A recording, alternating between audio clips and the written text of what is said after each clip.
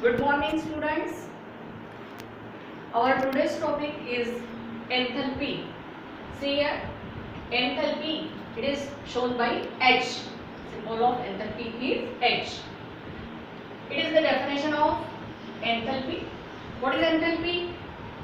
It is the sum of internal energy of the system and the energy equivalent to pressure volume type of work. So you can write the definition.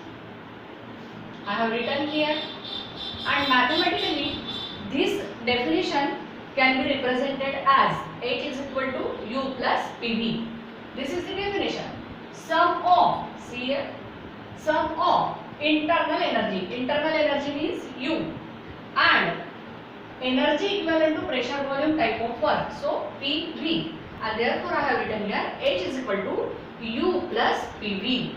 See here, this is the equation number 1. Now enthalpy is a state function. What is the meaning of state function? It means that the enthalpy of the system depends upon the initial state and the final state of the system, and it does not depend upon the path of the system.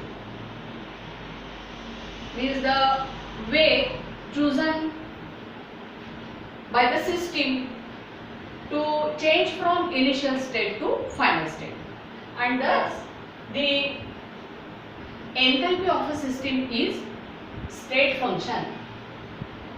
State function means it depends upon the initial state and the final state. If H is the enthalpy of the system, then you can write in this way: H1 is equal to enthalpy in the initial state and H2 is equal to enthalpy in the final state.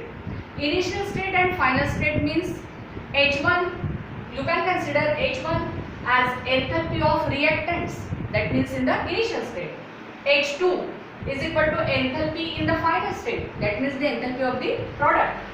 Now mathematically you can write this equation for initial state and for final state, or for reactants and for products, as H1 is equal to U1 plus P1 V1 and H2 is equal to U2 plus P2 V2. Since initial and final states are available, you can give the change in enthalpy delta H. This triangle indicates the change. So the change in enthalpy delta H is equal to H2 enthalpy in the final state minus H1 enthalpy in the initial state.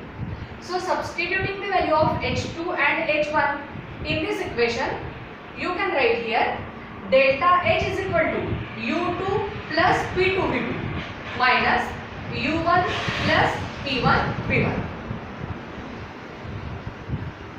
This equation you can rearrange as delta H is equal to U2 minus U1 and P2 V2 minus P1 V1.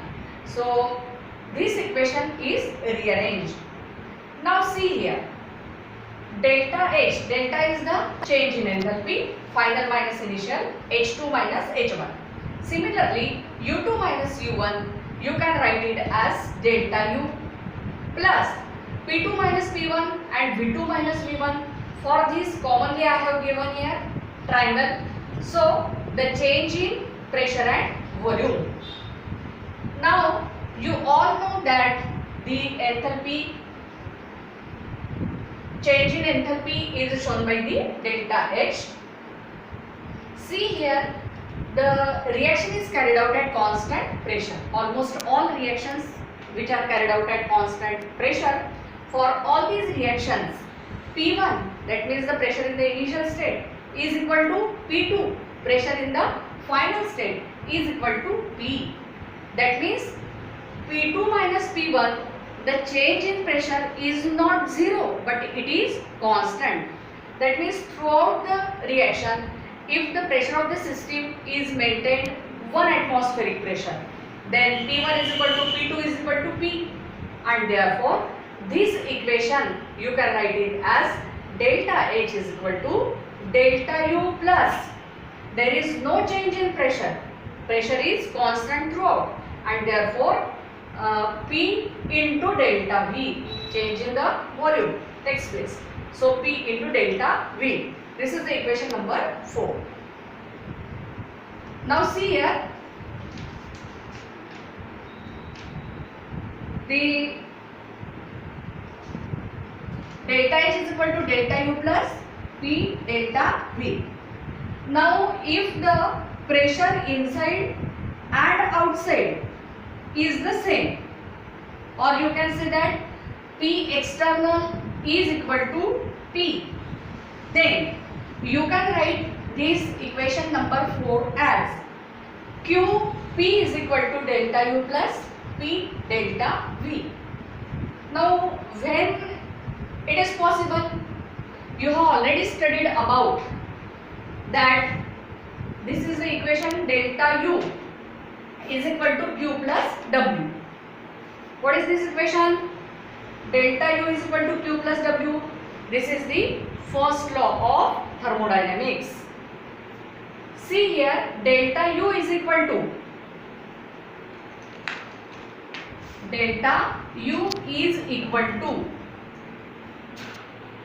I will write here QP minus P into delta V. That means there are 4 different types of equations for the internal energy, that is isothermal. There are 4 different types of equations for the first law of thermodynamics, for isothermal process, for isobaric process.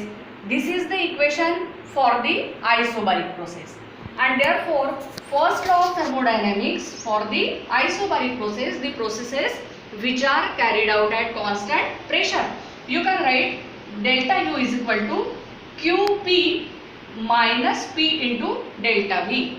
So this is the value of W. What is W? W is equal to minus P into delta V. Now if you rearrange this equation, you will get QP is equal to delta U. Now it becomes plus P into delta V. So this is nothing but the first law of thermodynamics for the isobaric process.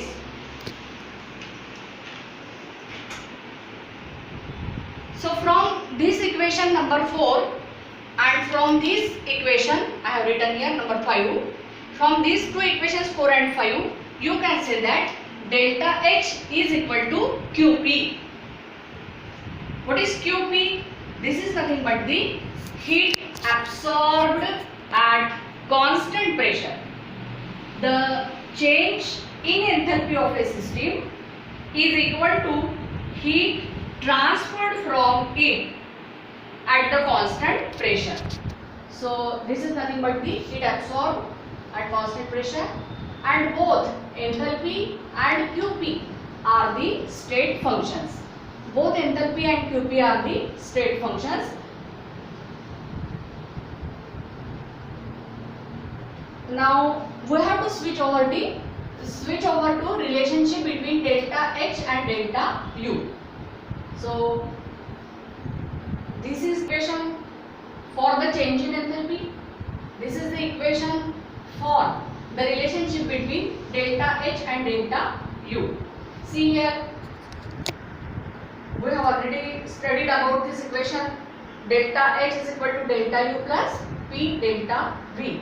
This is nothing but the equation for change in enthalpy. Delta H means change in enthalpy. Enthalpy in the final state minus enthalpy in the initial state. So there are 2 cases I have written here. Number 1, the change in enthalpy equation, or you can say that relationship between delta H and delta U for solids and liquids, and number 2 for reaction involving gases. So for number 1, I have written here for solids and liquids delta H is equal to delta U, because For reaction involving solids and liquids, in those reactions in which solids and liquids are involved, the change in volume, that is delta V, is very small, because solids and liquids do not show change in the volume with the change of pressure, and therefore delta H is equal to delta U. Now we will see the second case, number 2. For the reactions involving gases, the value of delta V cannot be neglected. Means there is a considerable change in the volume, and therefore delta H is equal to delta U plus P delta V. Equation, you can write it as delta V, the value of delta V as V2 minus V1. So we have to consider this equation, that means those reactions involving gases, means gaseous reactants and gaseous products.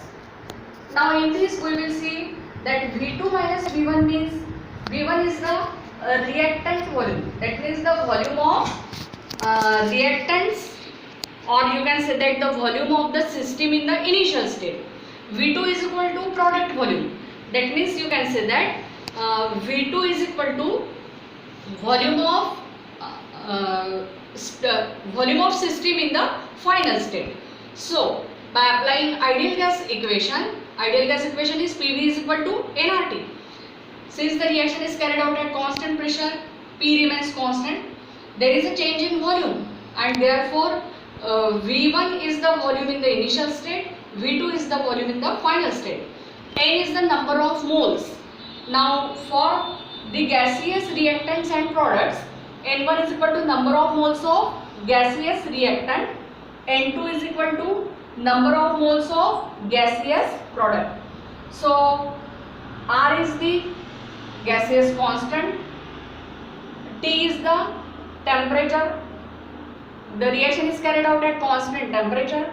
So ideal gas equation PV is equal to nRT, you can write for initial state and for final state, or for reactants and for products, as for reactants ideal gas equation becomes PV1 is equal to N1RT, and for products ideal gas equation becomes PV2 is equal to N2RT, or you can say that ideal gas equation in the initial state, this is the ideal gas equation for final state. Now substitute this equation number 4 in equation number 3. This is equation number 3. That means delta H is equal to, substitute the equation number 4 in the equation number 3. Delta H is equal to delta U. By substituting the value, you will get equation number 3. Substituting the delta H is equal to, in this equation you have to substitute the value.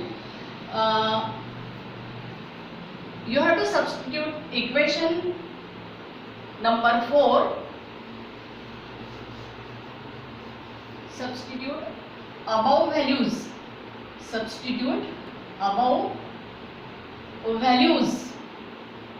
in equation number 4.